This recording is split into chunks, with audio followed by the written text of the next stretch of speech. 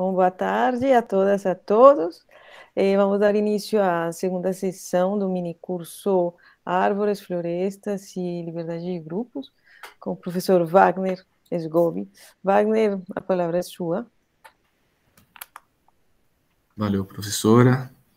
Boa tarde, pessoal, para quem eu não tinha falado ainda, quem chegou agora.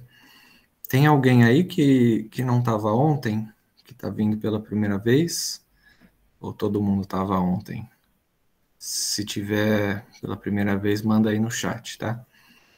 Mas de qualquer forma, boa tarde, bom ver vocês de novo aí. Agradeço mais uma vez a oportunidade de estar aqui. E esse título aí que a professora falou, só para chamar a atenção, né? Com a linguagem dúbia, mas a intenção, como eu falei ontem, desses 3 encontros aí, é bem simples, é apresentar a teoria de grafos e de árvores, só a construção inicial, o começo dela,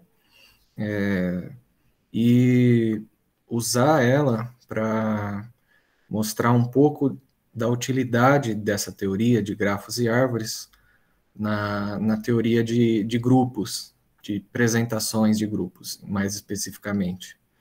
Então, hoje nós vamos começar, assim, de fato, a mostrar a utilidade, né? Foi o que eu falei na aula passada. A aula passada foi só, como eu falei, né? Colocar ingrediente na mesa, né? Farinha, ovo, leite, água. E hoje nós vamos começar. Tem mais 2 ingredientes para colocar, tá? Eu vou colocar rapidinho aqui para nós. Na verdade, 2 ferramentas. E nós vamos começar a ver, né, a utilidade dessas linguagens aí, de grafos e árvores, na teoria de grupos. Hoje nós vamos fazer uma versão mais, uma versão particular do teorema que nós vamos ver amanhã, que é o teorema de Haida-Meister-Schreier, ou RS, se for muito difícil de falar, né? RS, e então amanhã nós vamos terminar com esse teorema de Haida-Meister, né, e de Schreier. Hoje nós vamos ver um caso particular que é para grupos livres. E hoje, então, nós já vamos começar a usar tudo aquilo que a gente construiu ontem para ver a utilidade disso aí. Então, já vou dar o spoiler aqui. O que nós vamos ver hoje eu tenho um grupo livre, vou chamar de F, e eu tenho um subgrupo dele, um subgrupo chamado H.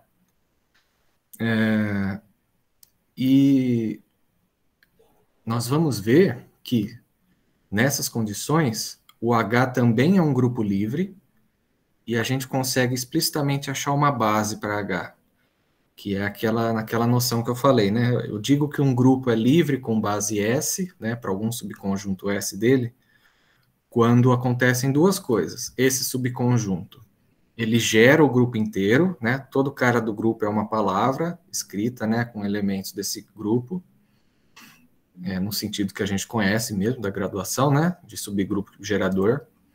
E para ser uma base desse grupo livre, esses geradores, esse conjunto de gerador, eles não podem satisfazer nenhuma relação entre si. Por exemplo, x1 ao quadrado é igual a x2 ao cubo, né? x1 vezes x2 vezes x3 a menos 1 é igual a 1. Tá? Isso seria uma relação entre os geradores xi, e aí não seria uma base. Tá? Então, intuitivamente falando, né, dizer que um grupo é livre com uma base S é isso. Né? É um conjunto de geradores que não satisfazem nenhuma relação entre eles, nenhuma relação algébrica. Ok? Então, essa teoria que nós definimos ontem, de grafos e árvores e florestas, né, que eu vou falar o que é uma floresta hoje, ela vai ser usada para a gente provar que se F é um grupo livre e H é um subgrupo de F, então o H é livre também.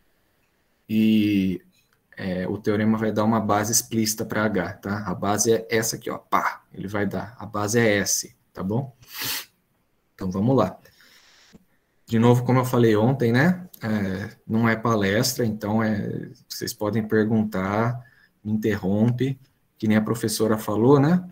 Às vezes, se ela travar lá, eu não vou ver o chat, principalmente hoje que eu vou usar um pouco do PowerPoint, a minha tela vai estar maximizada, então eu não vou ver absolutamente nada. Vocês apertam um botãozinho aqui, ó, esse botãozinho de levantar a mão, tá? Pelo menos eu vou ouvir o barulho, e aí eu volto, tá bom? Ou então vocês podem gritar aí também, tá? Abre o áudio e me chama.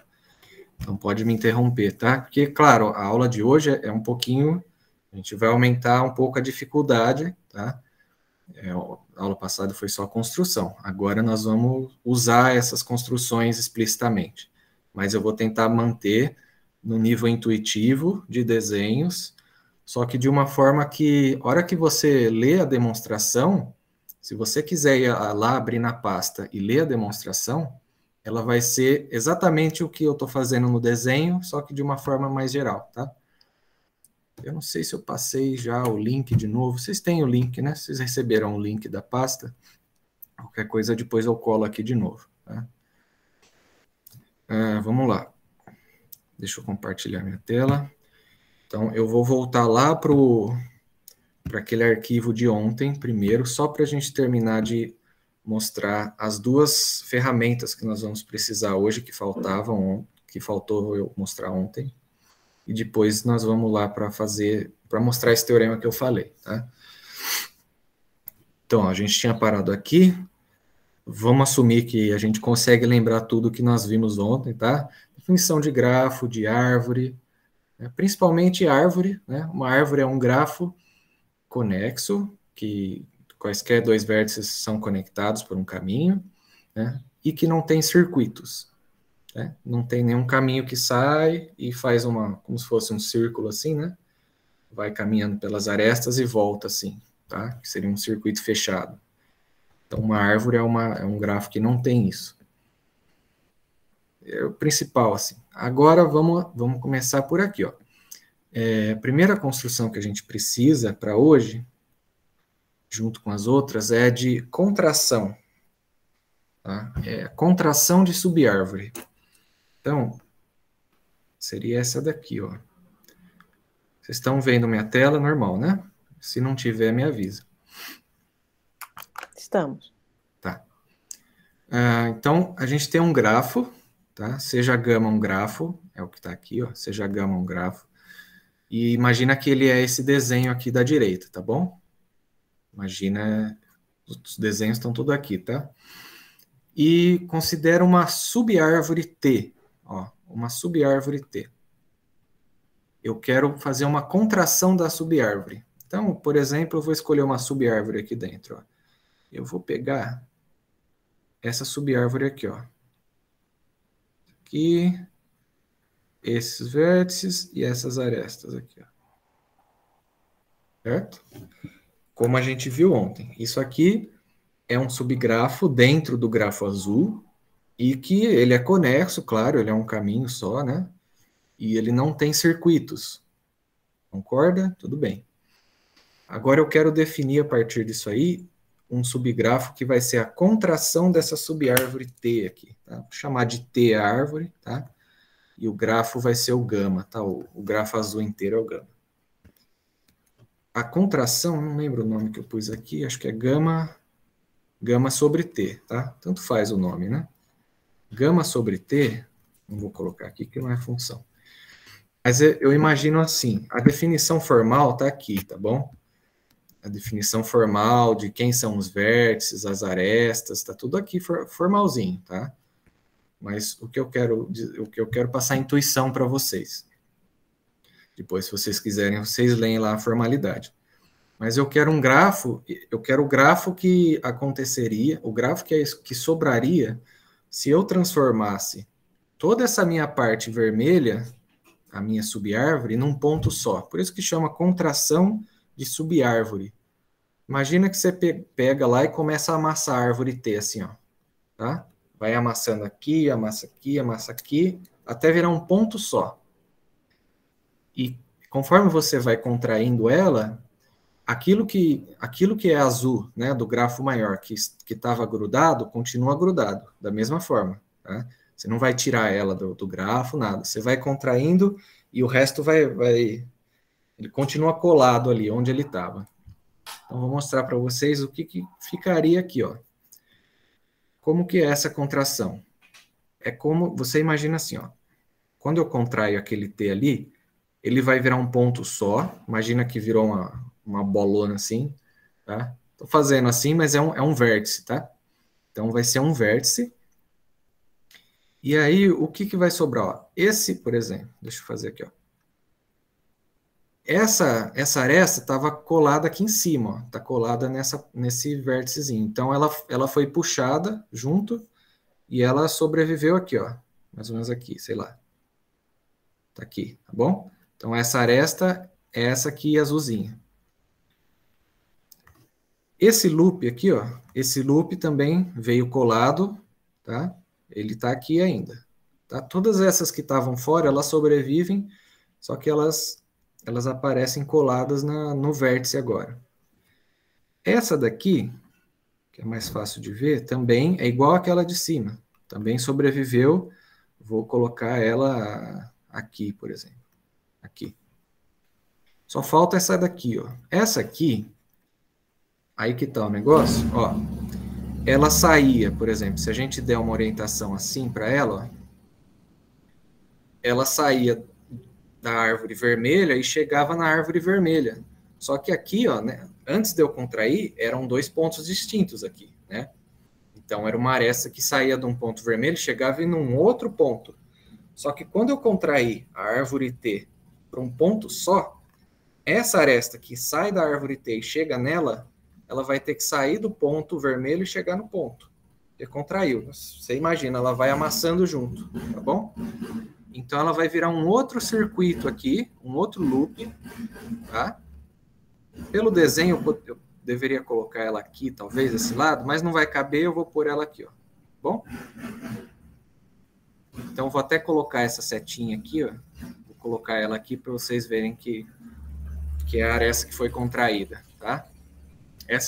Esse grafo, tá? Claro, aqui então, são vértices, tá? Aqui é um vértice, aqui é outro vértice, tá vendo? Então, esse grafo aí, ele tem 3 vértices, que correspondia a esse aqui e esse aqui, os dois que estavam fora da árvore, e mais um vértice só, que é o vermelho, que é a árvore contraída. É isso, só isso. Isso é contrair uma árvore. A gente poderia fazer também contração de várias árvores, ok? Dava para fazer contração de mais de uma árvore. Por exemplo, assim, ó. Deixa eu ver aqui. Ó, eu vou contrair 2 árvores aqui, ó. Agora eu tenho, pega esse grafo azul, vou pegar uma árvore aqui, ó. Vou fazer uma coisa diferente aqui, vou pegar essa subárvore e vou pegar essa daqui. Tá? Agora, ó, eu posso, na verdade, eu posso dizer que é contração de subárvores. Tá? Então, eu posso pegar uma família qualquer, na teoria geral, uma família qualquer dentro de um grafo de árvores disjuntas uma das outras, ok? E contrair todas elas, e cada uma vai virar um vértice, ok? As 2 árvores disjuntas, cada uma vai contrair, cada uma vai virar um vértice diferente, tá? Eu não vou contrair as 2 para um vértice só, ok? Cada pedaço, cada árvore vai virar um vértice só. Nós vamos desenhar ali. E essa ideia de você pegar uma família de árvores dentro do seu grafo é a definição de floresta. Okay? Então, uma floresta dentro de um grafo faz sentido. Você vê como a intuição a gente gosta de usar a intuição, né? O que é uma floresta? É uma união de árvores, certo? Uma união disjunta de árvores, tá bom? Que era o que era para ser mesmo, certo? Então, se você pega um grafo e uma floresta dentro dele, você cria esse novo grafo que é a contração dessas árvores. Então, você contrai cada uma, ela vai virar um vértice. Então, como é que essa aí ficaria, tá? Eu ia ter 2 vértices vermelhos, Um aqui, um aqui. Vamos ver como é que vai ficar isso. Ó, vamos fazer um de cada vez. Esse aqui, ele vai aparecer aqui, certo? Nesse vértice da esquerda. Esse aqui também está colado no da esquerda. Esse aqui também está colado no da esquerda. Esse de baixo também cola no da esquerda. E agora, por último, esse daqui, ele ligava a árvore da esquerda com a da direita. Então, naturalmente, ele vai ligar um vértice com o outro aqui. Ok? Entendeu? É isso aí. Então, eu posso contrair uma família qualquer de árvores disjuntas dentro do meu grafo. E vai dar um grafo novo aí. Ok? Ah, qual é a relação desse grafo novo com o antigo? Né? Eles não são iguais, claro. Né? E qual que é a relação? Será que dá para concluir uma coisa? Alguma coisa? Dá. O que nós podemos concluir? É o seguinte, ó. Daqui a pouco eu vou fazer mais desenhos aqui. Mas uma relação que esses dois grafos têm, o da esquerda e o da direita, né? O cara sem contração e o grafo com contração, é essa proposição aqui.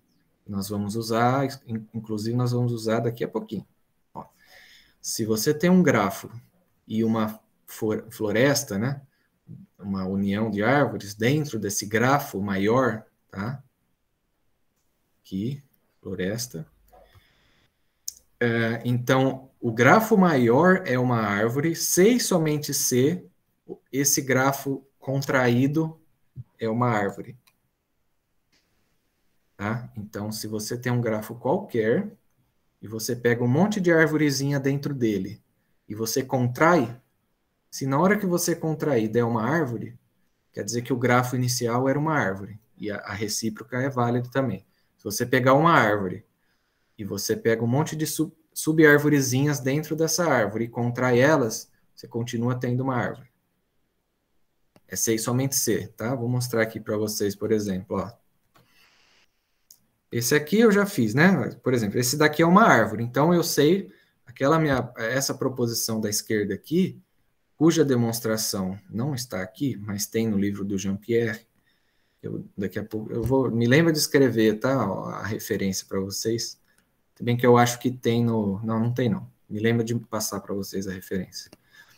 Essa proposição aqui, ela vai me garantir que esse grafo azul, como ele é uma árvore, ela vai me garantir que se eu pegar qualquer subárvore aqui e contrair, eu vou continuar com uma árvore, tá? Então, vou pegar aqui, por exemplo, vou contrair essa subárvore aqui e essa aqui. Deixa eu fazer uma coisa legal aqui, ó. Essa aqui, ó. Vou contrair essa subárvore aqui e essa subárvore aqui, pintada aqui, tá? Que grafo que vai dar? Dois vértices vermelhos, de novo, tá? Dois vértices. E aí vai ficar aquele ali, que estava ali, ó. Aquele que conecta as duas. E só mais dois, que é esses dois aqui, ok? E é uma árvore, isso aqui é uma árvore, você vê, tá? E não só porque a gente está vendo que é, mas porque o teorema lá, ele garante isso, ok? Agora, por exemplo, esse grafo azul aqui, ele não é uma árvore. Então, de novo, o mesmo teorema ali, ele vai garantir que qualquer subárvore ou subárvores que eu pegar e contrair, o resultado ali do lado direito não vai ser uma árvore. Não tem como, tá? Não tem como porque, ó, por exemplo, aqui eu já tenho um circuito, tá? Então, esse circuito, ele não vai ser contraído totalmente, que a única chance do grafo da direita ser uma árvore era se eu contraísse o circuito inteiro, né? Mas eu não posso, porque eu não posso ter uma árvore que contém esse circuito para eu contrair, porque nenhuma árvore contém um circuito, por definição. Então, eu vou contrair aqui, ó. Eu vou contrair o máximo que eu der, né? Eu não posso colocar essa aresta aqui, porque não vai ser árvore, tá? Então, eu teria que deixar ela e contrair outro lugar e tal. Então, por exemplo, se eu contrair tudo isso aqui, ó, contrair tudo isso aqui, ó, o que é que vai dar, por exemplo, né? De novo, 2 vértices. Eu deveria ter feito um com 3 vértices, né? Mas vocês entenderam, tá? Qualquer família aleatória de subárvores eu posso contrair. Ó, aqui, essa aresta vai estar aqui. Vai ter a aresta do meio aqui, que ligava as duas, tá? Que é essa aqui. E essa aqui, ó, ela saía dessa árvore e chegava nela, né? Ó, ela sai da árvore vermelha, chega na mesma árvore. Então, ela vai virar um loop aqui, ó. Tá? Vai virar um loopingzinho aqui. Deixa eu colocar uma orientação só para distinguir dos outros. Não é uma árvore, tá? E é C e somente C. Nós vamos usar esse fato, tá? Deu para enxergar? Tudo bem? Deixa eu ver se tem mensagem. Acho que não tem nada, né? Ô, professor, Pode falar. A nomenclatura de floresta é dada para qualquer, assim, em outro contexto, a gente pode chamar uma coleção de árvores de floresta ou só nesse contexto de estar fazendo essa contração? Olha, o Jean-Pierre não definiu, ele não usa essa nomenclatura. Na verdade, para ser sincero, eu não lembro onde eu vi essa nomenclatura, mas em algum dos livros básicos de teoria de grafos. Eu precisaria ver de novo. Mas não é só no contexto de contração de árvore, não. Eu acho que não. Eu acho que você pode chamar eu acho que, na definição, você pode dizer, coerentemente, que uma árvore é qualquer grafo que não contiver circuitos. Você tem um grafo que não tem circuitos, você pode chamar ele de floresta, porque aí você divide ele pelas componentes conexas, você faz a relação de equivalência lá, né? Particiona ele nas componentes conexas, e como o grafo não tem circuito, cada componentezinha vai ser, por definição, vai ser uma árvore. E aí fica bonitinho. Você pode dizer, uma floresta é um grafo que não contém circuitos, tá? Dá para fazer isso. Certo, obrigado. Agora, antes de passar, você pode voltar rapidinho, só no enunciado da proposição.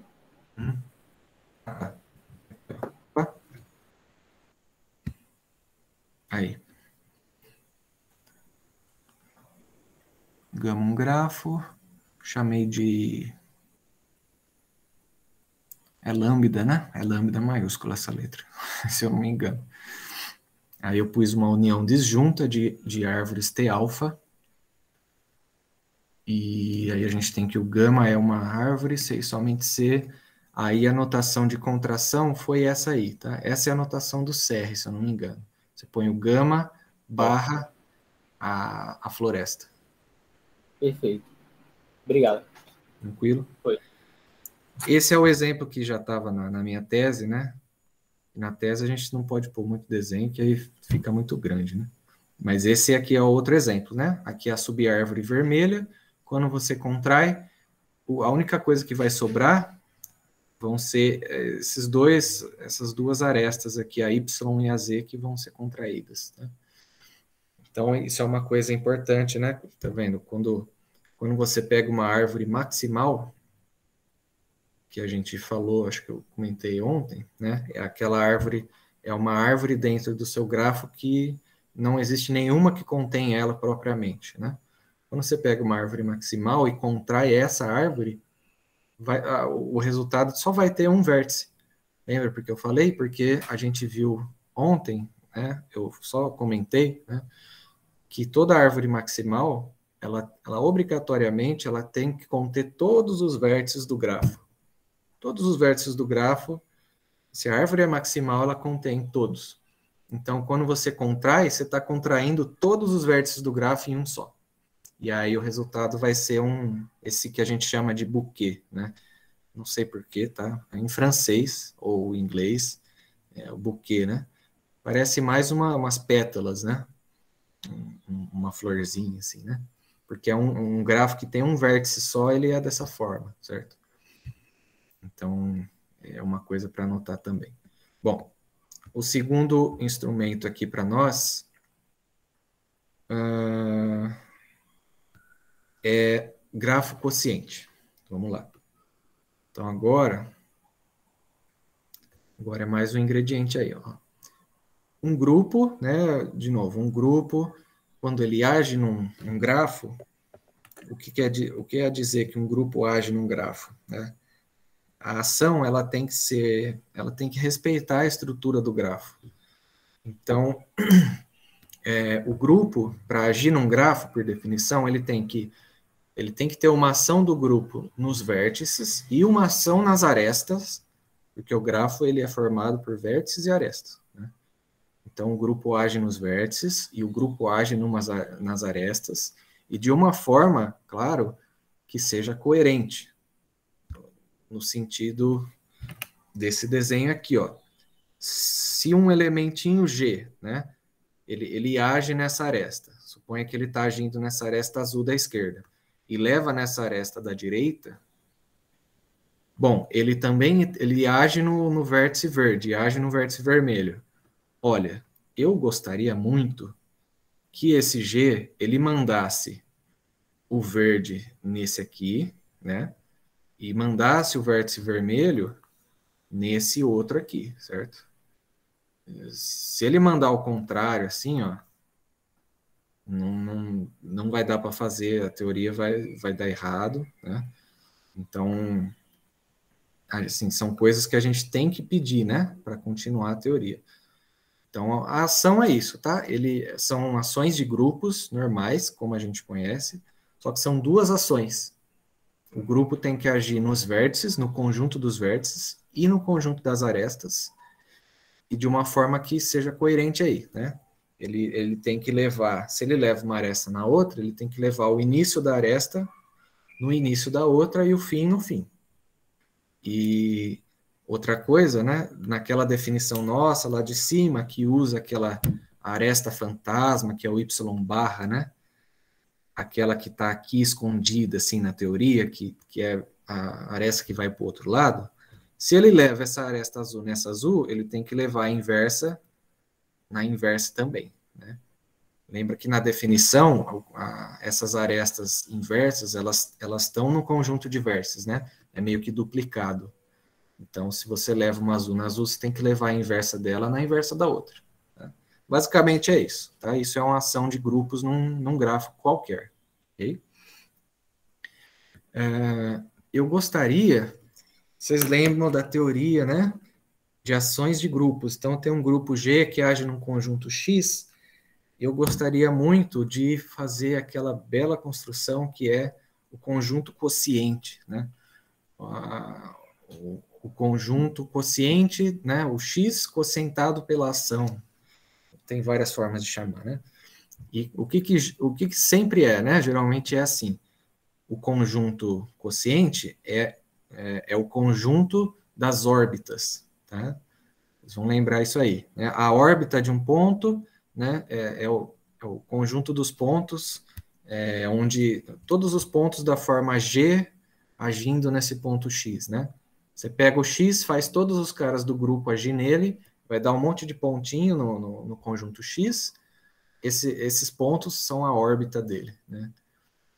Então, isso a princípio era uma coleção de pontos em X. Agora, no espaço quociente, é um elemento. Então, o quociente, por definição, vai ser o conjunto das órbitas, né? Isso é o que a gente fazia lá em estruturas, né? Você vai... Na verdade, não sei, não lembro exatamente onde via isso na graduação, mas é isso aí. Aqui em grafos, se o grupo age num grafo, tem dois conjuntos aí envolvidos. Então, ele age nos vértices e nas arestas.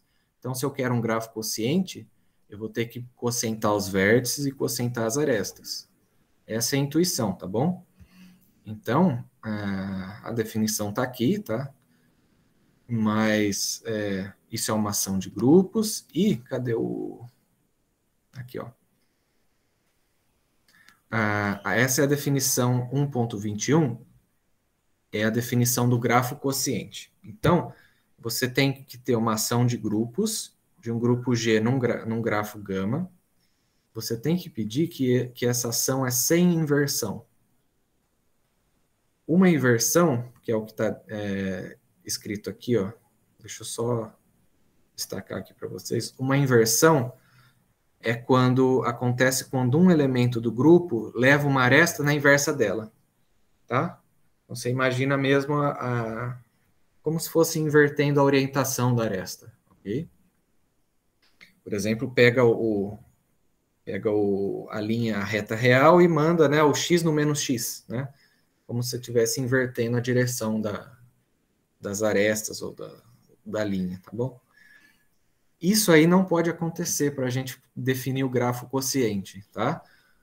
Porque imagina assim, ó, suponha que você tem uma aresta aqui e tem um elemento Gzinho aqui que ele age nessa aresta da esquerda e ele manda essa aresta de baixo para cima, né? Ele manda na outra direção, de cima para baixo.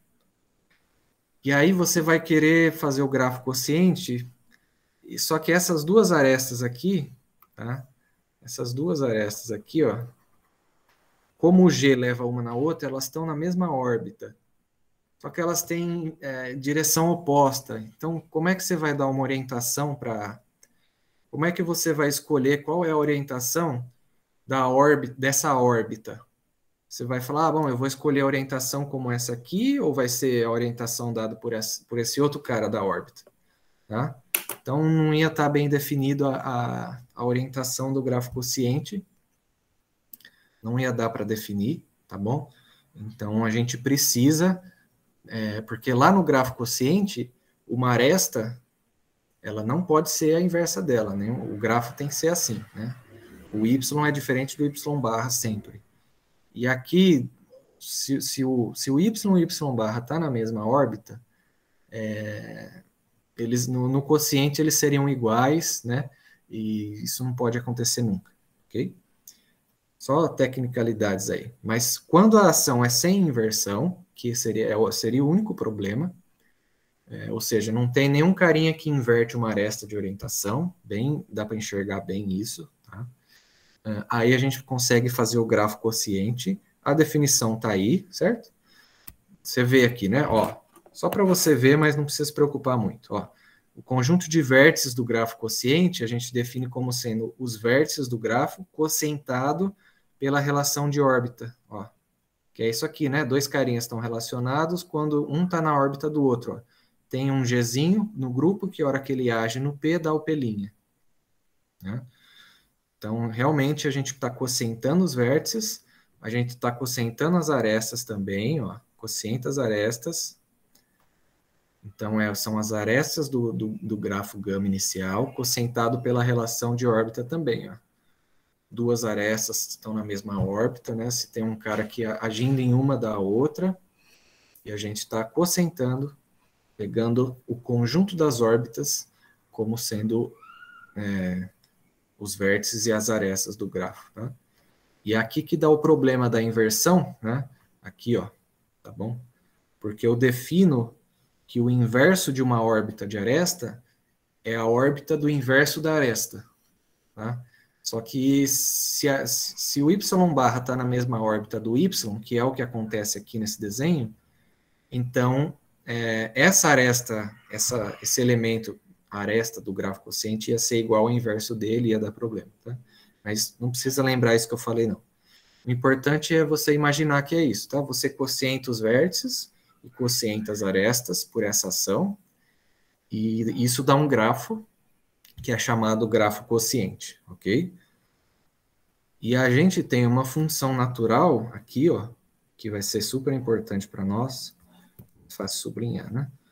Essa função aqui, ela é importantíssima, que a gente chama de projeção natural do grafo gama nesse grafo quociente. Tá vendo que é G sobre gama, né? O grupo G e o gama ali do outro lado, que vai levar um vértice do grafo na órbita dele, que é um vértice do grafo quociente, e vai levar uma aresta do grafo gama na órbita dela também, que é uma aresta do quociente. Então, é uma função bem definida, tá bom?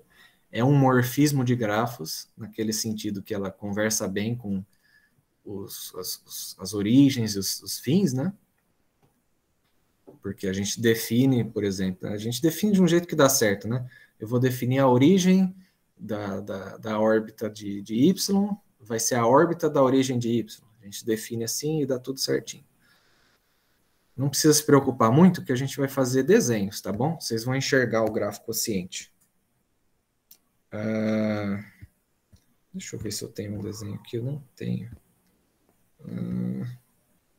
Calma aí, deixa eu ver aqui. Isso. Uma das ações principais que vocês vão ver, para a gente poder fazer grafo quociente, é esse desenho que eu coloquei aqui, do F2 agindo no grafo de Cayley dele. Então, todo grupo G, ele age no grafo de Cayley dele mesmo. Então, esse aqui é o grafo de Cayley, que a gente definiu ontem, do grupo F2. Você vê, então, ele é gerado por x e y, né? O F2 é gerado por x e y, e sem relações nenhuma, né?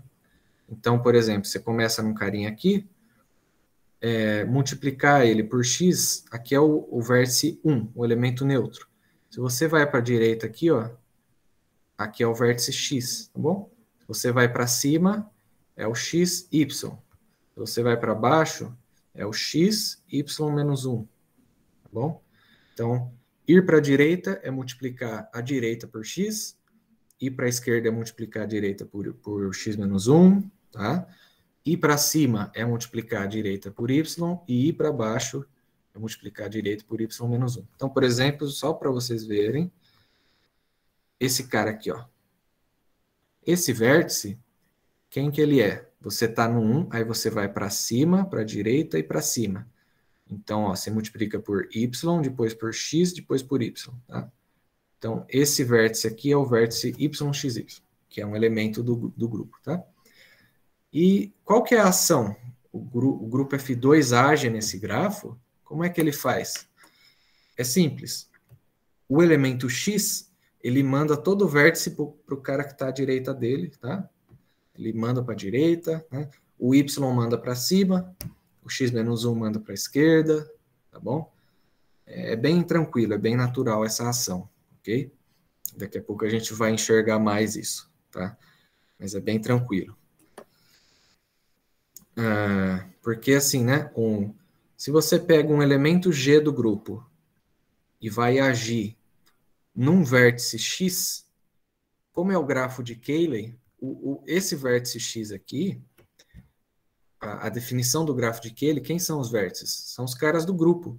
Então, X também é um elemento do grupo. Então, você pode definir isso como sendo G vezes X, a operação do grupo mesmo. Tá? Essa é a ação nos vértices, tá bom? E você age numa aresta, tá? Você age numa aresta, por exemplo, XS, né? Aquela arestinha, né? Que liga o X no XS. Você age só no vértice aqui, ó, GX,S, tá? Dá essa nova aresta aí. Tá? A gente vai visualizar isso daqui a pouquinho. Um gráfico quociente tranquilo de ver, eu acho que eu deixei um espaço exatamente para isso, né? Exemplo 1.25, por isso que eu deixei o recado para mim mesmo. Ó, aqui, ó, esse aqui é um exemplo muito bom vou fazer com vocês, não preciso olhar o desenho ali do lado. Ó, vamos fazer, por exemplo, vocês vão entender rapidinho. Aqui é o grafo de Cayley que a gente fez ontem de Z com relação ao elemento 1, né? O 1 é o cara que, né? 0 mais 1 dá 1, 1 mais 1 dá 2. Né? Você vai para a direita ou para a esquerda. Esse é o grafo de Cayley de Z. Então, vamos fazer o Z, ele vai agir nesse grafo. Vamos fazer uma ação. Eu vou definir de um jeito diferente. Eu vou fazer assim, ó. Se você pega um inteiro, N, e vai agir num vértice M, tá? Aqui é um cara no grupo, tá? Aqui é um cara no Z. e aqui é um vértice.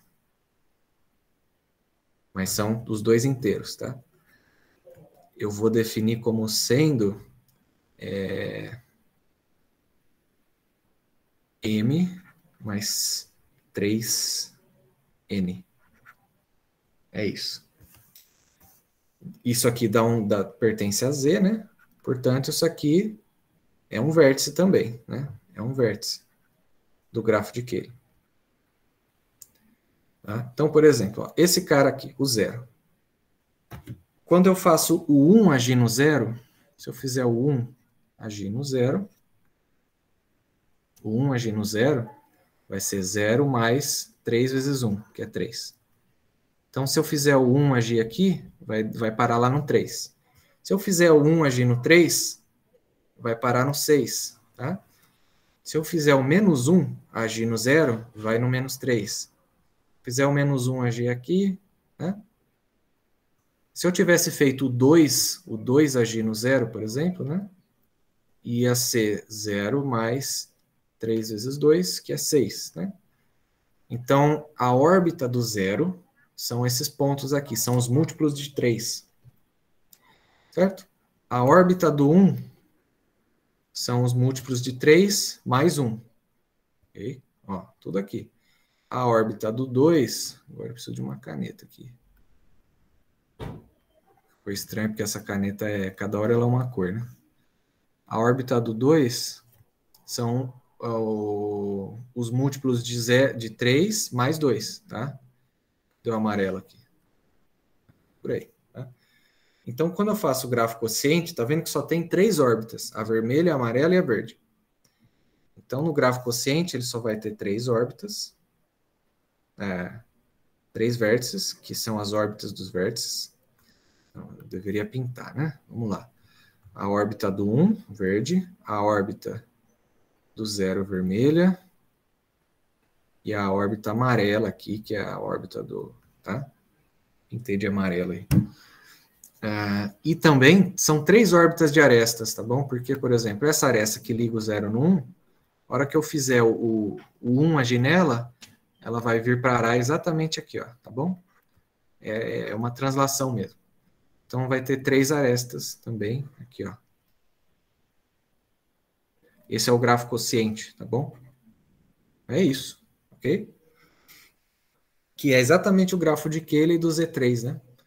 Da mesma forma que se você, né, quocientar quocientar o Z pelos múltiplos de 3 dá o Z3, se você quocientar o grafo de Cayley do Z pela ação que soma múltiplos de 3, também dá o grafo de Cayley do Z3. Olha aí como que é bonita a teoria, né?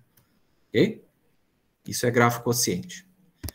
E o fato importante aqui para nós é o seguinte, ó. Vamos seguir aqui, vamos aí. Eu quero mostrar isso que é importante para vocês, para nós, ó. Que chama levantamento de árvores. Vou só comentar para a gente poder ir para a nossa parte principal aqui, ó. Quando eu tenho um grafo, tá? É assim, ó. Eu tenho um grafo gama, que eu vou colocar ele aqui, e eu tenho um grupo G agindo nesse grafo. Essa é a notação, tá? Sem inversões. Vamos supor aqui, sem inversões. Para a gente poder fazer o quociente. Aí eu olho para o grafo quociente aqui embaixo, que foi o que a gente acabou de fazer ali com o Z, tá? Tem uma projeção aqui, certo? O que eu vou fazer? Considere uma árvore maximal aqui dentro, ó, contido ali dentro, ó, uma árvore maximal T, dentro desse grafo aqui, de baixo, ok? Por exemplo, no nosso desenho, se eu achar onde ele estava aqui, o que é uma árvore maximal nesse aqui, por exemplo? Isso aqui, né? Ó, esse desenho aqui é uma árvore maximal vermelha, ok? Essa árvore maximal, ela pode ser levantada. Tá? É isso que a proposição fala. Tá? Ou seja, tem uma árvore aqui, ó, que eu vou chamar de T-til, dentro do grafo de cima, que ela é isomorfa essa aqui, e a projeção P, essa mesma projeção aqui, ela leva isomorficamente a árvore de cima na de baixo. Tem, assim, ó, se você pega uma árvore maximal no grafo quociente, esse menorzinho, tem uma cópia dela, tem uma cópia exata dela lá em cima, tá? Em cima lá na projeção, ok? No nosso desenho aqui, por exemplo, vamos descer lá de novo. Quem é uma cópia exata dessa árvore aqui em cima? Ó, é só você pegar... E agora eu vou ter que apagar para não confundir, né? Aqui, opa, calma aí. Tem que apagar só essa aresta aqui. Faz pintar de azul, né? Não tá apagando. Será que eu consigo aqui, ó? Isso, ó. Uma cópia dessa árvore vermelha aqui embaixo é essa aqui, ó. Essa árvore aqui, certo? Que caminha do 0 até o 2. Tá? Ó. Então, essa árvore vermelha tem uma cópia idêntica aqui, e a projeção leva exatamente essa árvore aqui nessa aqui. Tá? Tá bom? Então, isso que a gente chama, essa árvore de cima, que é o T-til, essa aqui é a T, a gente chama de o levantamento da árvore T, do grafo quociente, né, para o grafo de cima. Okay? E sempre existe. Tá? A ideia, de novo, passa pelo lema de Zorn, você pega... começa com um ponto, você acha, assim, ó, você pega a árvore de baixo. Escolhe um ponto que projeta nela, um ponto só. Aí devagarinho você vai aumentando, você vai achando arestas. Deixa eu ver, tem que ter alguma aresta que sai desse ponto que eu peguei lá em cima e que projeta em alguma dessa aqui de baixo, beleza. Aí você pega a aresta, vai lá no fim dela, ó, a partir desse ponto também tem uma outra que projeta ali. Você vai construindo devagarinho, tá? E claro, intuitivamente, né? A demonstração geral usa o Zorn, aí você pega uma árvore maximal e prova que ela não, né? Com essa propriedade, e ela tem que projetar, tá bom? Não importa isso, tá? Para nós, a demonstração. O importante é que sempre existe. Tá? Nós vamos usar isso. Eu acho que eu só vou dar esse exemplo aqui que nós vamos usar agora, tá? Exatamente agora. Ó, eu vou só dar esse exemplo e vocês podem fazer pergunta e a gente já vai demonstrar o teorema que eu falei. Demonstrar na intuição, certo? Deixa eu ver aqui. Onde que esse exemplo está onde? Espera aí. Onde é que está esse exemplo do H, do grupo H? Acho que é esse aqui. Ó. Então, ó, por exemplo, eu vou pegar o grupo F2, que eu falei. Vou pegar o grafo de Cayley do F2, que é essa árvore que eu falei aqui da direita. Ó. Esse é o grafo de Cayley do F2, tá? E eu vou pegar um subgrupo de F2, como exemplo. É o subgrupo consistindo das palavras cuja soma, tanto dos expoentes de x como dos de y, a soma das potências das palavrinhas de x é tudo par. Por exemplo, assim, ó, o F2 gerado por x e y. Tá? Então, dado um cara em F2, por exemplo, assim, ó, essa palavra aqui, ó, x, y, x. X, y quadrado, x. Quem é a soma dos expoentes de x? Ó, é 1 mais 1, certo? X elevado a 1, x elevado a 1 é 2. Quem é expoente do y? É só o 2. Então, ó, 2 é par, ambos são pares. Então, esse elemento pertence a H. Tá? Essa é a definição do H, tá bom? Por exemplo, x, y quadrado, x a menos 1, y quadrado não está em H, porque apesar da potência do y ser par, a potência do x é menos 1, que é ímpar, ok? Esse cara não está em H, certo? Então, esse é um subgrupo, tá? Porque se você opera dois elementos que estão assim, a soma das potências de x vai ser par mais par, que é par. E as de y vai ser ímpar mais ímpar, que é ímpar. Não, que é par. Vai ser par mais par, que é par também. Os dois têm que ser par, certo? Então, é um subgrupo, ok? Enfim. Esse subgrupo, ele tem índice 4. Por quê? Se você pega uma palavra no F2, qualquer, você tem 4 opções. Ou ambas as potências, tanto de x e y é par, ou as duas são ímpar, ou a de x é par e a de y é ímpar, ou a de x é ímpar e a de y é par. Então, você tá, né, o grupo o F2, o grupo maior, ambiente, ele é particionado em 4 pedaços, né, e um deles é exatamente esse subgrupo aí, né, par e par. Então, ele tem índice 4, tá? É tranquilo de ver isso. E aí, nós podemos fazer o H, tá? O H, ele pode agir nesse grafo aqui. Tá bom? E aí vocês vão acreditar em mim, tá? Mas dá para fazer. O H vai agir nesse grafo daquela mesma forma que eu falei. Eu vou definir a ação tipo assim, ó. Um Hzinho agindo num vértice G é o H vezes G, porque o H está no grupo, o G está no grupo, tá? E o H agindo numa aresta GS, né? Ou G é GS, eu vou definir como sendo HG, S. Tá? Então, por exemplo, tá? Só para a gente ter uma ideia. Por exemplo, aqui, ó. Esse aqui é o vértice 1. Se eu fizer o x quadrado, tá? O x quadrado, né? A potência de x é 2 e a de y é 0. Ambos são pares, então ele é um cara de H, ele é um desses Hzinhos, né? Então, o x quadrado agindo em 1 é x quadrado vezes 1, que é x quadrado. Então, ele vai mandar o 1 nesse cara aqui, ó, que é o x quadrado. Ó. Ok? Ele vai mandar esse cara, ó, que é o y menos 1, vai mandar nesse cara aqui, que é o... Tem que agir pela esquerda, ó, x quadrado, y menos 1. Tá bom? Peraí, calma aí. X quadrado... Não, nesse caso não vai ser translação, tá? Nesse caso vai ser ó, x quadrado, y menos 1. Ó. Ele vai para cá. Olha como que a ação é... Ela às vezes engana a gente, ó. Tá? Então, o x quadrado vai mandar o 1 no x quadrado e o y1, y menos 1, vai mandar no x quadrado, y menos 1. Ok? Mas, ó, essa aresta que ligava os dois, uma aresta aqui que ligava os dois, ela é mandada nessa aresta aqui que liga os dois. Tá? Então, tem uma simetria boa aí.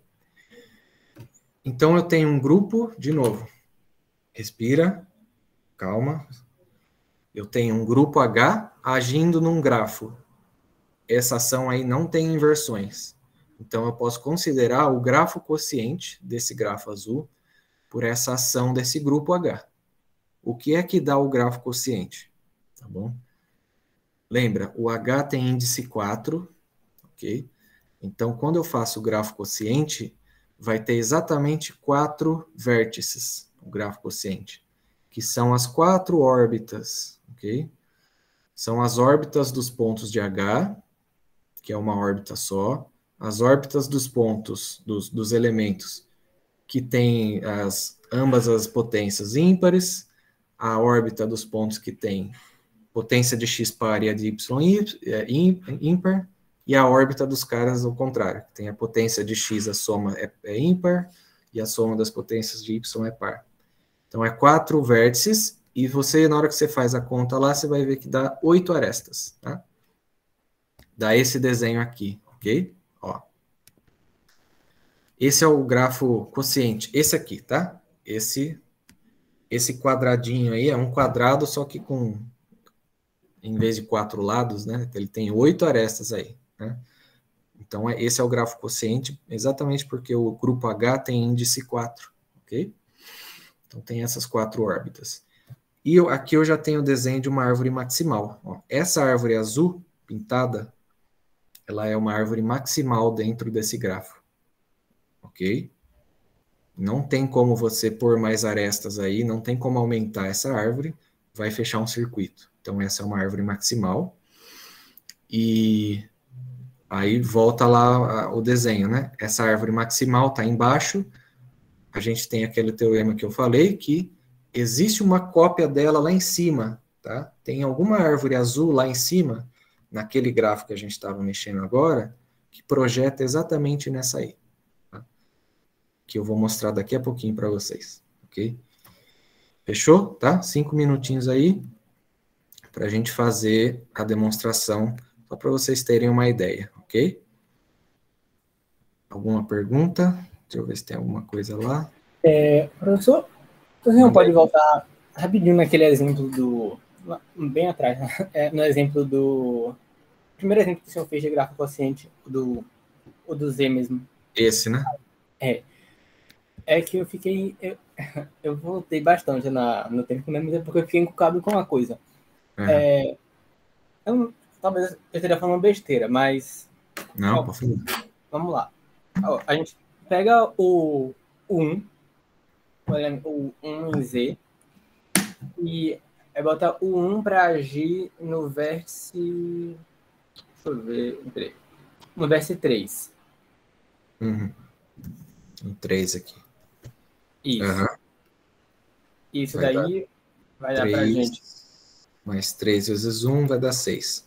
Isso.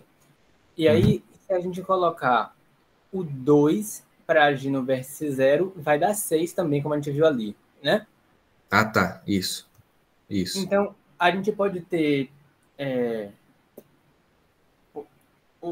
fiquei confuso em relação a isso, porque esse vértice 6, então ele estaria na órbita do 1 e do 2? Ah, não. Os caras que estão na órbita são esses da direita aqui, ó. Tá. Aqui eu estou imaginando os caras do grupo G, tá? E aqui são os pontos do espaço, como se fosse um espaço X, tá? Esse aqui eu estou olhando eles como ponto e aqui como elementos do grupo. Então, os caras que estão na mesma órbita, realmente, assim, deu o mesmo, né? Deu 6. Então, tem gente na mesma órbita aí. Mas quem são? Os caras são esses daqui, ó. São o 3 e o 0. O 3 e o 0 estão na mesma órbita. 3 e 0... Ah! Calma, peraí. Calma, eu tô achando que eu entendi, mas... Em geral é assim, né? Vamos ver se eu ajudo. Se G vezes X é X', que é o caso que aconteceu aqui, né? Por exemplo, aqui eu tenho... se eu fizer, por exemplo, o 2 agindo no 0...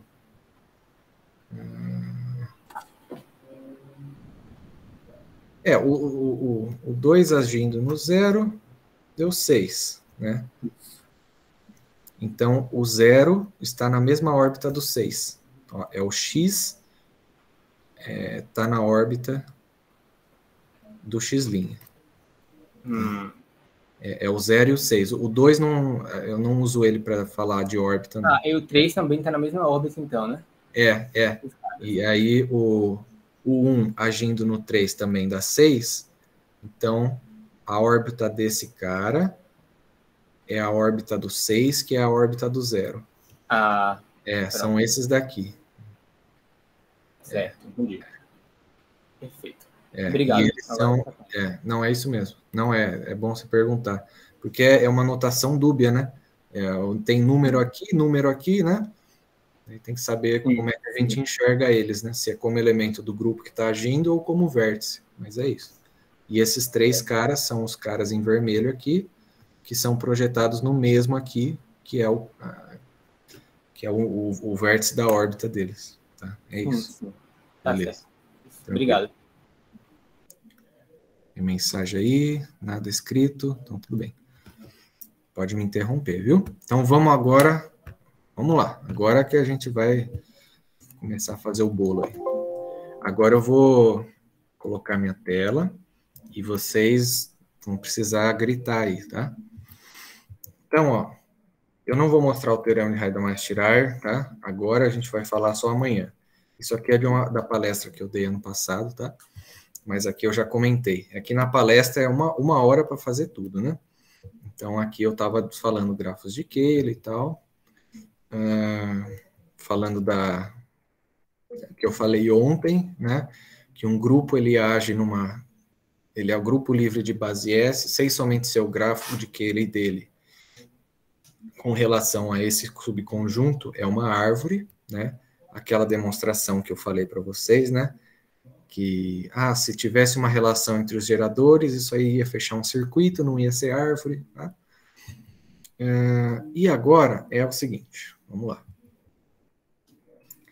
Esse é o teorema que eu falei de hoje, ó, 0.6 aí, tá?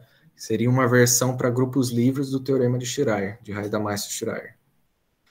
Para isso, tem uma definição bem abstrata ali, que é essa definição de transversal de Schreier.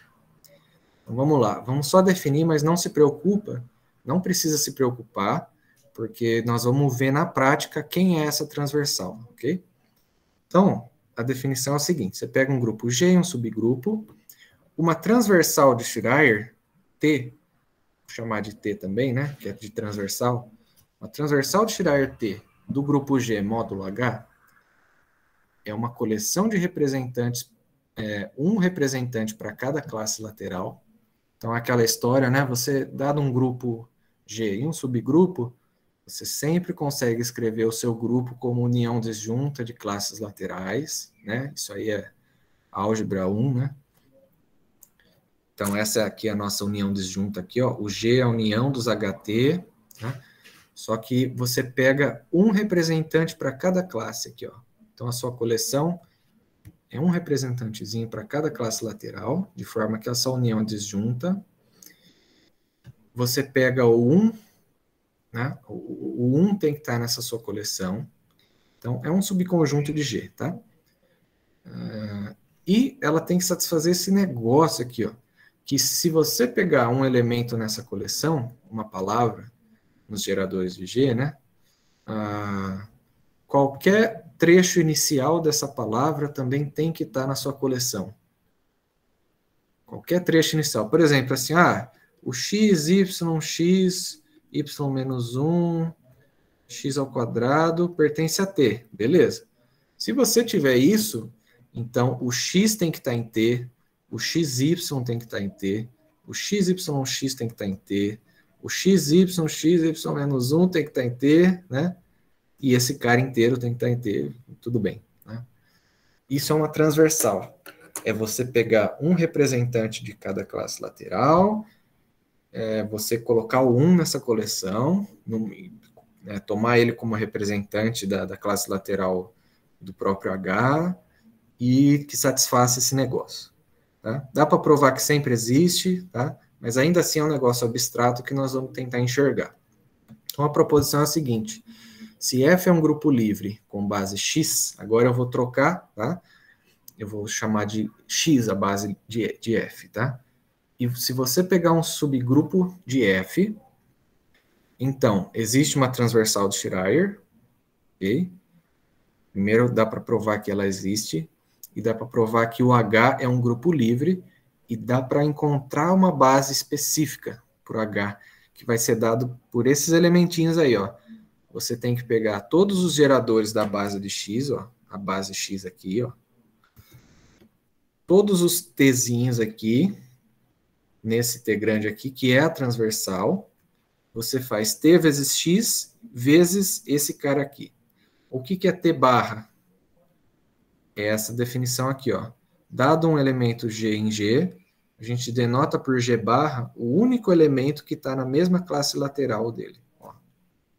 Então, ó, HG é uma classe lateral, né? Portanto, tem que ser uma dessas daqui, porque só existem essas classes laterais, esses HT aqui. Então, esse HG tem que ser alguma HT. Esse único T, a gente chama de G barra, tá? Então, para achar a base do subgrupo H, a gente tem que fazer essa continha aqui.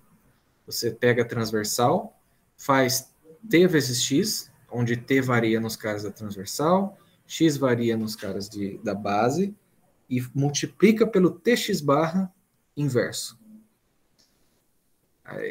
tá vendo por que eu falei, né, que o Haidamashtirar tem uma fama de ser um pouquinho, né, meio assim, alienígena, assim, né, abstrato, tá?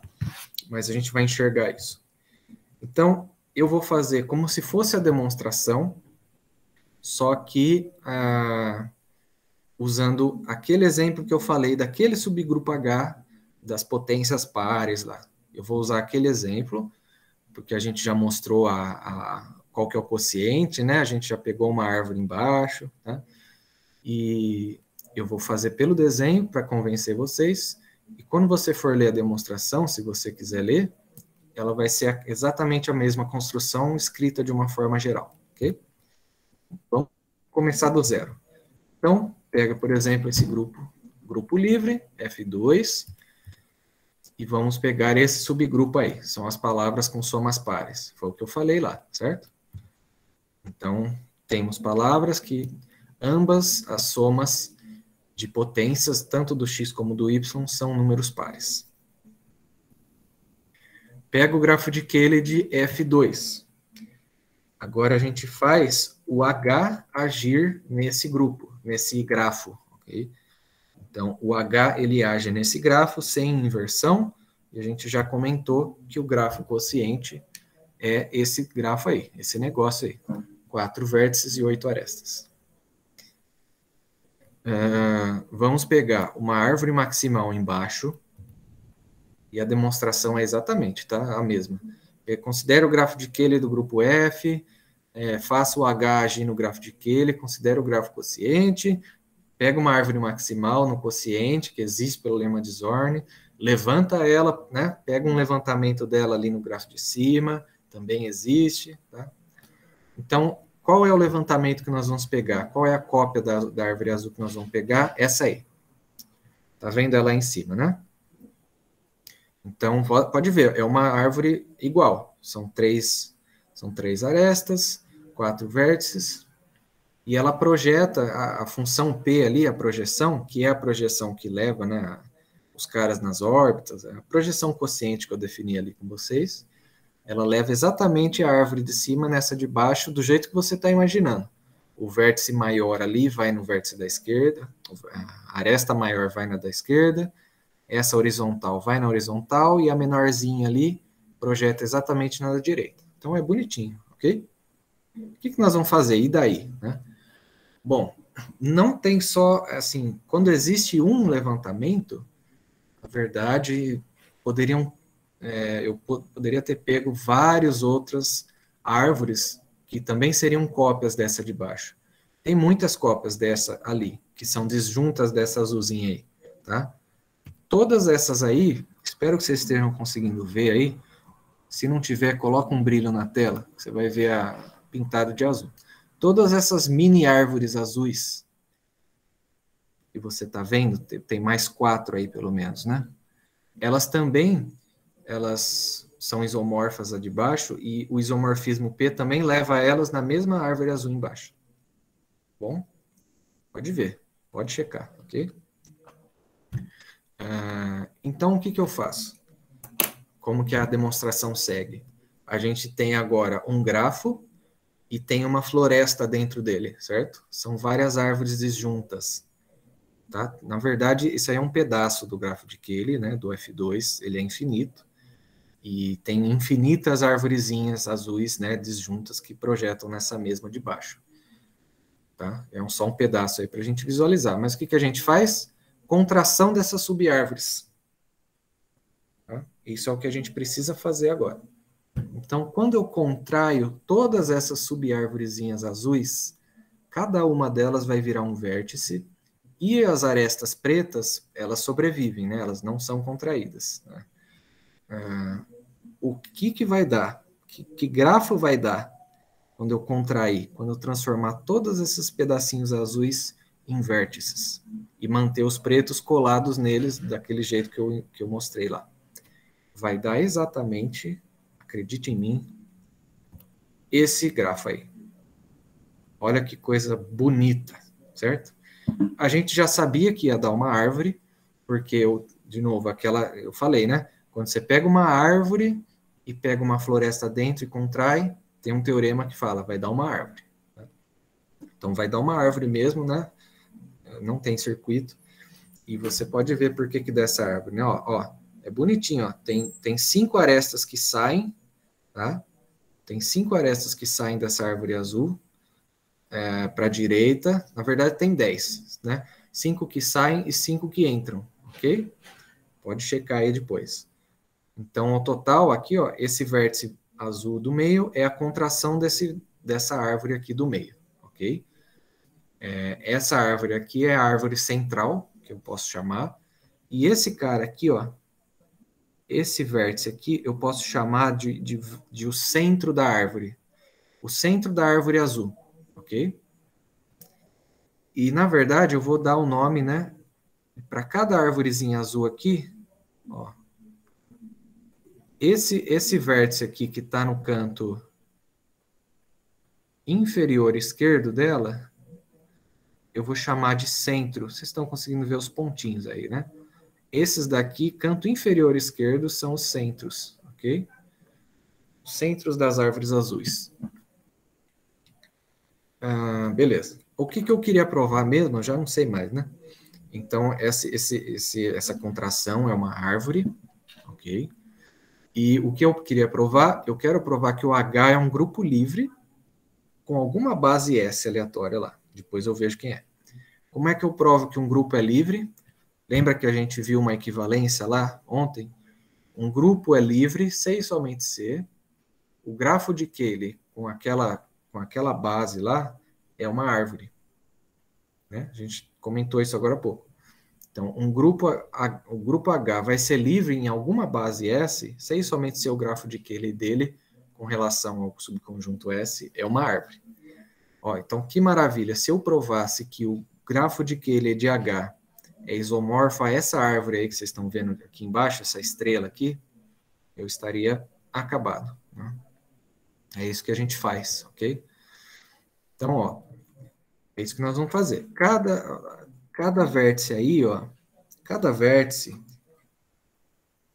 aqui a gente tem 11 vértices, né? Tem esse do meio e outros 10 aqui, né? Cada um desses vértices, ele recebe um nome aqui, por quê? Porque cada um desses, ele vem de uma única árvore aqui, né? Uma única árvorezinha azul. Foi contraída em um vértice aqui. E que nomes são esses? São os nomes dos centros das árvores, que eu pintei de vermelho, ok? Então, esse vértice do meio aqui, né, vem dessa árvore central, e o centro dela é o vértice 1, tá? Então, esse aqui é o 1, ok? Esse aqui, ó, x², por exemplo, ele veio dessa árvorezinha aqui, ó, bonitinha aqui, tá bom? E essa bolinha aqui, o centro dela é o x², tá? Então, os vértices dessa árvore, eles estão em correspondência com os centros das árvorezinhas azuis ali de cima. E quem são os centros das árvores azuis? São exatamente, a hora que você vai ver, é exatamente os elementos de H. Okay?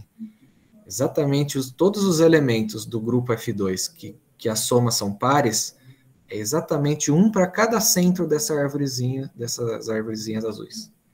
Essa é a coisa boa aí. Então, se a gente quisesse construir um isomorfismo entre essa árvore e o grafo de Cayley de H, a gente já tem uma abjeção entre os vértices, pelo menos, né? Porque os vértices dessa árvore aqui são os elementinhos H de H, tá? Eu posso fazer essa identificação. Então, eu levo no H mesmo, ok? E eu tenho que levar arestas em arestas, né? Então, por exemplo, eu vou levar um outro vértice H'. Vou levar no H', tudo bem? E as arestas? Como é que eu faria? Se eu tenho uma aresta que conecta aqui, esse vértice H no H', eu teria que levar, para ser uma ação para ser um morfismo de grafos, né? Eu teria que levar numa aresta aqui, né? Que conecta o H com o H' aqui. Mas aqui é o grafo de Cayley. Então, quem é a aresta? Definição do grafo de Cayley. A aresta que começa no H e termina no H'. Olha, eu ponho o H aqui e eu tenho que multiplicar por alguém aqui para que dê a galinha. Eu vou colocar o quê? Não sou bobo, vou pôr H menos 1 vezes H'.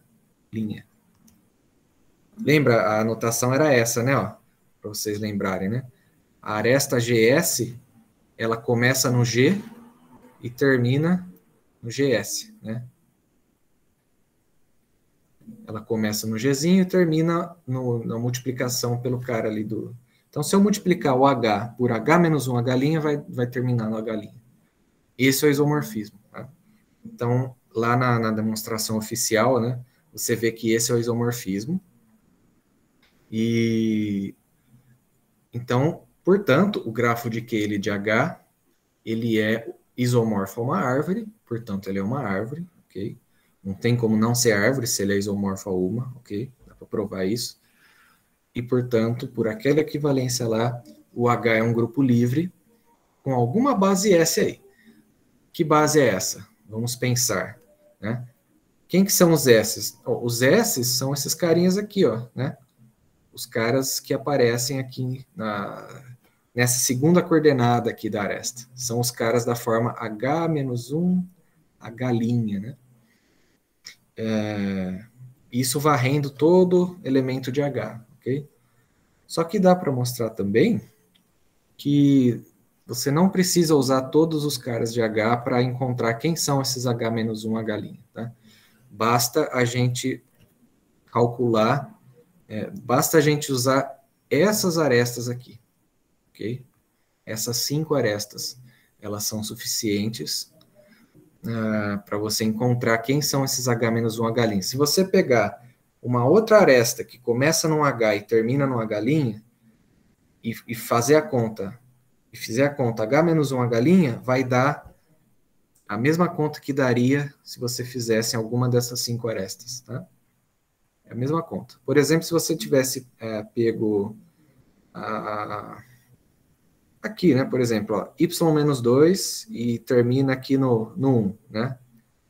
Então, ela começa no H e termina no H'. Então, começa no y-2, então você teria que fazer o y-2, que é o H, a menos 1, então fica y², vezes o H', que é 1. Então, o Szinho dessa aresta seria y². Só que essa aresta vermelha aqui de cima, ó, que termina no y², também ela gera o mesmo Szinho, porque ela começa no 1, então você teria que fazer 1 a menos 1, que é 1, vezes o final, que é o H', que é o y², ó. Dá y² também, tá? Então, para calcular esses S's, a base de S, é só você fazer essas 5 contas, né? Para essas 5 arestas pintadas aí. E quem são essas arestas? Né? Qual é o S associado? Bom, elas não começam no 1 e terminam nesses 5 palavras aqui, ó.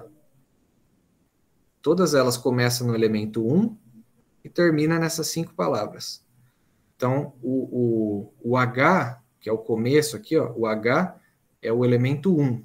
Então, que nem essa conta que eu fiz aqui, ó, vai dar 1 menos 1 vezes o final delas. Conclusão, depois de tudo isso que eu fiz, quem é a base de S? É exatamente esses 5 elementinhos aqui, ó. Esse aqui, esse aqui e o x² aqui. Tá bom? Conclusão, provamos que o H, esse grupo aí de palavras com somas pares e tal, ele é um grupo livre e a gente achou a base dele. É y², yx, y-1, x-1, xy², x-1, xy, xy-1 e x². Tá bom? Tranquilo? Foi? Ok? Agora sim. Mas você tinha falado que era t vezes x vezes o tx barra menos 1. Lembra que eu tinha enunciado lá? Eu vou voltar aqui para vocês verem. Olha a bagunça, olha. Aqui, né? O que aqueles 5 carinhas tem a ver com esse tx barra aqui? Vou mostrar isso, tá? E aí a gente finaliza por hoje. Aí vocês podem falar as perguntas, tá? Vamos enxergar por que isso. O que esses 5 elementos aí, essas 5 palavrinhas têm a ver? Se a gente olha para o desenho da árvore de baixo e tenta voltar ele para cima, para aquele pedaço do grafo de Cayley, a gente enxerga o quê? Por que eu pintei 2 arestas de vermelho e 3 de verde? Falando, você tá louco, né? Por que não pintou tudo de uma cor só? Porque as arestas vermelhas, elas são as arestas que, a hora que você olha de volta lá em cima, elas são as arestas que são verticais, ó, que saem da árvore central, que é essa que eu chamei de lambidatil aqui, e elas sobem, tá? Elas vão para cima. E as verdes são aquelas que, a hora que você olha na árvore antes de contrair, elas saem da árvore do meio e vão para a direita. Ok? Então, eu pintei de 2 cores diferentes aí. Que mais? As 5 palavras, que são os caras da base de S, eles são exatamente os centros dessas 5 arvorezinhas azuis aqui. Vocês estão vendo, né? Vocês estão vendo a central, que é essa aqui. Tá? Essa é a central. E tem mais 5 ali, ó. Tem 1, 2, 3, 4, 5 árvores azuis. Olha como é que é bonitinho a teoria, tá? Então, quando você pega cada uma das 5 arestas, ela sai da árvore central, ou para cima ou para a direita, e chega numa nova árvore, que também projeta na mesma lá embaixo. E o centro dela, ou seja, o cara que está no canto inferior esquerdo, é exatamente esse x quadrado. O centro dessa aqui é exatamente esse xy menos 1. O centro aqui é esse carinha aqui, tá? Então, são 5 centros aqui, ok? Então, essa base esquisita, né? Poxa, podia ter uma base mais bonitinha, né? Não tem, porque ela vem da geometria, tá? Então, como é que você encontra uma base para o H?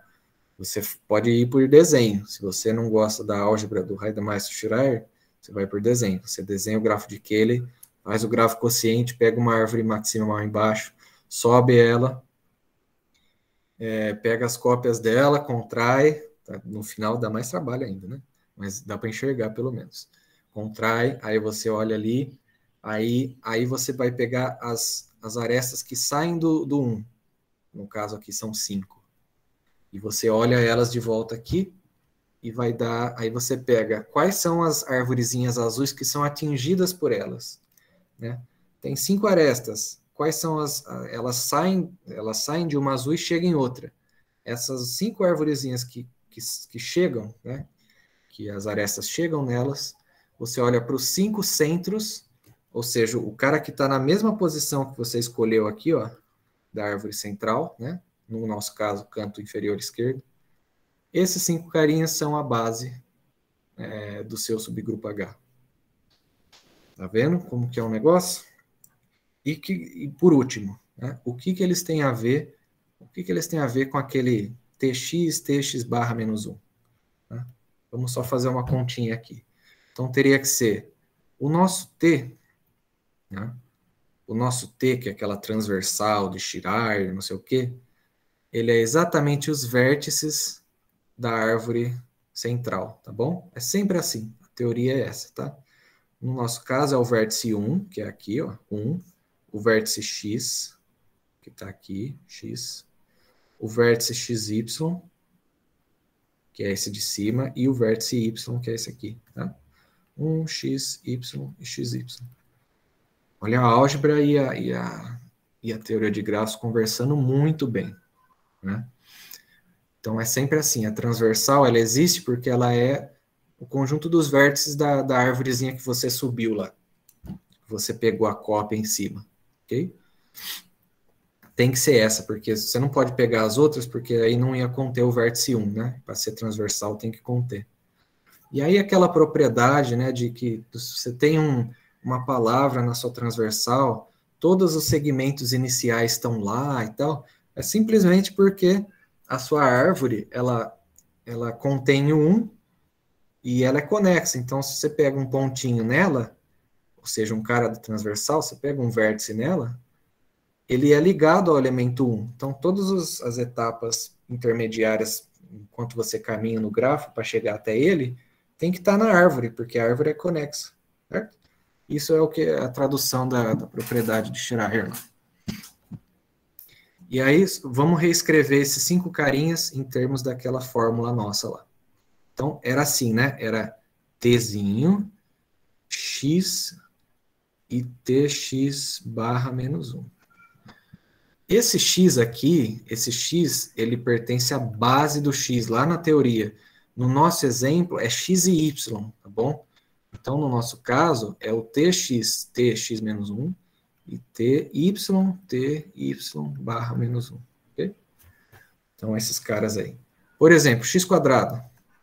O x quadrado, você sai da árvore 1, você sai do 1, caminha até o x, anda até o x quadrado, e você já chegou num centro. Você chegou no centro da árvore. Tá? Então, esse x quadrado, você pode escrever ele. Deixa eu lembrar como é que a gente escrevia ele. Você faz assim, ó. Ele é o x. O seu x é o seu tzinho ali, é o x. Tá? Esse cara é o tzinho aqui, da fórmula. Tá? E aí você andou o x.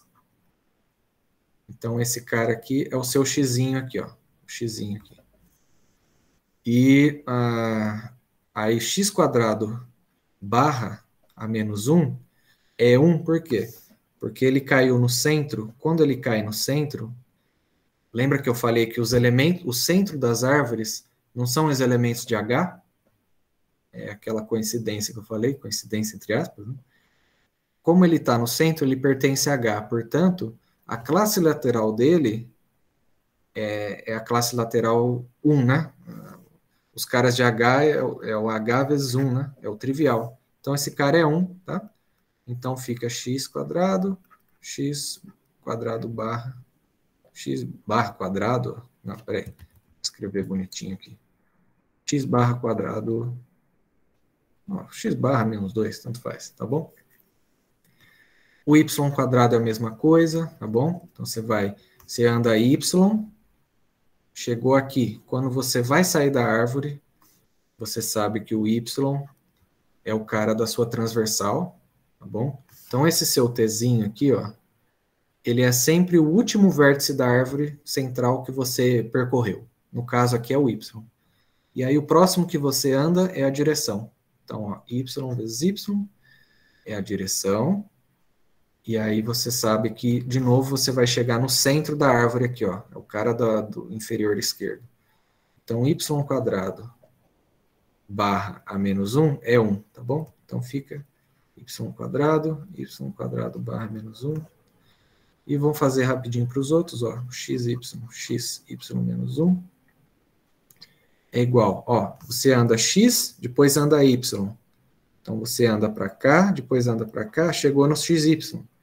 Só aqui que você vai sair da sua árvore central. Então, o seu t é o xy, tá bom? Esse é o t.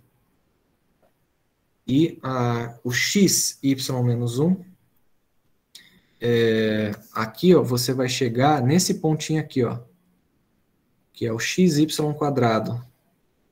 E aí, para chegar no xy menos 1, você tem que andar uma vez para a esquerda. Xy quadrado, isso. Xy, não, peraí. Eu peguei o cara errado, né? Xy menos 1. É esse aqui, ó, desculpa. Xy menos 1. Então, a direção é x. E esse y menos 1, na verdade, ele é assim, ó, x. O y menos 1, ele é exatamente o xyx barra a menos 1, tá bom? Então, esse é o seu t, esse é a sua direção x, e esse é o tx barra menos 1. E os outros, você pode reescrever eles dessa forma, tá? O que eu quero mostrar é que aquela formulinha de que a base de H é T vezes X, né, onde o X é o cara da base do grupo maior, vezes o TX barra menos 1, ela aparece explicitamente aqui. Tá? Então, eu estou tentando melhorar a imagem que o Reidemeister-Schreier tem. Você pode acreditar nele, por mais que seja feio, né? Pegar esse TX barra, não sei o quê, eles vêm dessa geometria, tá? É isso que eu queria principalmente convencer vocês hoje, tá? Então, por enquanto é isso. Fica aí, essa é a versão para grupo livre. Amanhã eu vou fazer a versão geral, mas é só um detalhezinho a mais, tá? Um detalhezinho a mais, onde a gente vai ver as relações, tá? As relações do grupo. Aí a gente vai mexer com grupos em geral. Mas eu queria que vocês vissem que, pelo menos na versão livre ali, tem tudo a ver com a geometria, com levantamento de árvores, com ações de grupos, tá? Todas essas provas estão feitas no PDF que está na pasta, que está disponível, ok? E, além disso, vocês podem me perguntar agora. Se quiser, até manda e-mail, não sei se vocês têm meu e-mail aí, tá? Pode mandar, que eu respondo, tá? Então, vou tirar aqui, melhor apagar essas anotações, né? Depois vocês vão ver no vídeo, né, as anotações, ok? Então, manda bala aí se quiser fazer pergunta, pode falar, tá? Alguém está perguntando, deixa só, Wagner, desculpa aqui, que tem uma coisa no chat, se as gravações serão disponíveis, sim. Cada vez que, cada vídeo que chega para mim, eu passo para os organizadores e eles vão disponibilizar, sim. Então, vocês terão informações sobre isso. Bom, o Wagner tinha aberto para perguntas, alguém tem perguntas? Só uma curiosidade, essa versão para grupos livres, na literatura é conhecido como teorema de Nielsen-Schreier, né? Ah, é? O CR se refere somente ao teorema de Schreier. Aquele livro do Armstrong se refere a Nielsen-Schreier também. É interessante, né? Porque, na verdade, a maioria deles faz sem o uso de grafos, né? E acaba ficando... A forma como que se abstrai tudo isso acaba meio que no meio da demonstração você não sabe nem o que você está fazendo, né? Exato. Interessante. Eu sou orientado pelo Daniel, né? O Daniel, assim, não gosta de demonstração só algébrica, né? Então, ele falou para mim, né, que realmente esse teorema de Reidemeister, ele, assim, ele é usado, mas, assim, a gente usa sem, assim, só usa porque confia no cara, e agora... Na base da fé. A interpretação, a gente vai na confiança na autoridade ali da pessoa, mas a interpretação, assim, não é muito popular. Então, é isso que eu estou tentando, assim, melhorar a autoestima do Reidemeister, do Schreier, né, pra gente, né? Mas eu acho que é porque também, Thales, porque o Nielsen, eu cheguei a ler no mestrado o livro do Lindon, foi o Nielsen, acho, o primeiro cara que provou, né, que subgrupo de grupo livre, que é o teorema de Nielsen, né? Sim. Se eu não me engano. Aí, né, como esse teorema, né, essa versão, é exatamente isso também, né? Ele acha uma base para o subgrupo. Pode ser por isso, né? Vamos carregar o nome do Nielsen, né? E a ideia é a mesma. Ele usa o transversal de Schreier, mas sem passar pelos grafos, né? Eu lembro. A construção é a mesma. Sim. Aí ele definia na paulada, assim, né? Vou provar que isso aqui é a base. Ele negócio lá que bem assim, eu estudei, eu apresentei na época, mas ficou assim, né? Mas é bem feito, né? Não é porque não tem desenho que é mal feito, né? Não. Mas eu prefiro assim. Sim, com mas fica bem mais legal. Valeu. Wagner, eu te pergunto uma coisa. No exemplo que você usou para ilustrar a demonstração, e você tinha comentado, ele tem índice finito. Isso no exemplo, mas isso não faz parte das hipóteses do enunciado geral. Não, então, não. Isso é legal. Porque esses 5 elementos que você usa esses 5 centros, na verdade, bate com os elementos da transversal, certo? Quantos elementos você tem na transversal? Eu não sei se é na transversal, mas ele tinha índice 4, mais a identidade, tem OH. O número de elementos. Ai, meu Deus, calma aí. Eu acho que o número de elementos da transversal é o índice do subgrupo no grupo livre maior, né? Que no caso era 4. Mas esse número 5, ele é consequência direta do rank do grupo livre, né? Ou seja, da base X aqui. Quantos elementos tem a base X? E o índice de H. Tem a fórmula também. 2. Eu acho que no nosso caso era 2, né? O X tem 2 e o índice é 4 e dá 5. Eu estou tentando lembrar, mas eu acho que era alguma coisa assim, N vezes K menos 1, alguma coisa assim, mas dá para você determinar qual é o rank, né? Quantos caras tem na base de H com essa conta aí, com a base de X e o índice. Claro, no caso de índice finito, né? Acho que em geral não dá. Mas para grupo livre finitamente gerado tem a formulinha lá no livro do Serre. E também na demonstração que você ilustrou, quando você diz, vamos pegar o grafo de Cayley, em ambos os casos, porque você começa com o grafo do grupo, depois com as identificações, você encontra o grafo de H, certo? Mas ambos os grafos têm como conjunto associado, como conjunto base, um conjunto gerador. Não é qualquer conjunto, certo? Sim. Isso.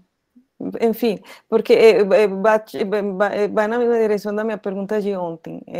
E você respondeu assim, o grafo de Cayley, quando associado a um conjunto gerador, você deixa trabalhar. Enfim, o que eu acho que o que me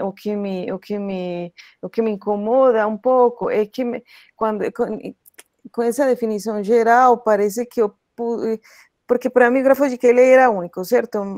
Mas, entendeu?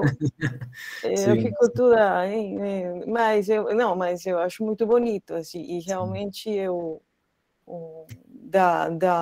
parece, com a sua apresentação, parece uma coisa que dá para utilizar.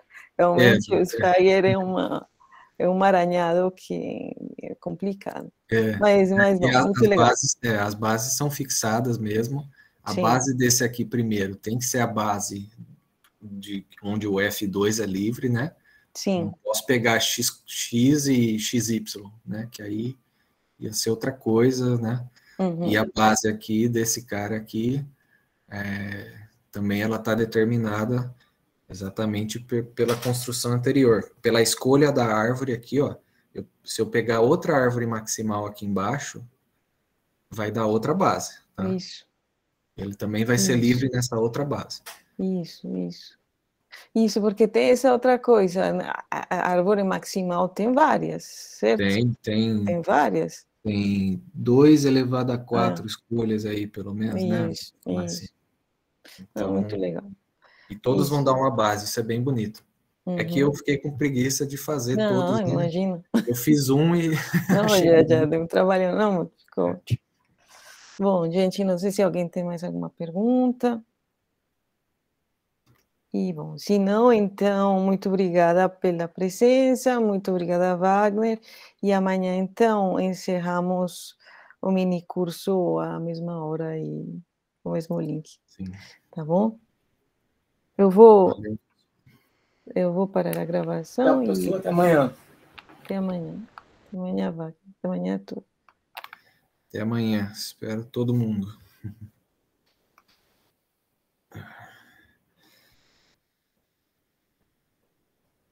Valeu. Pronto. Será que já parou? Não.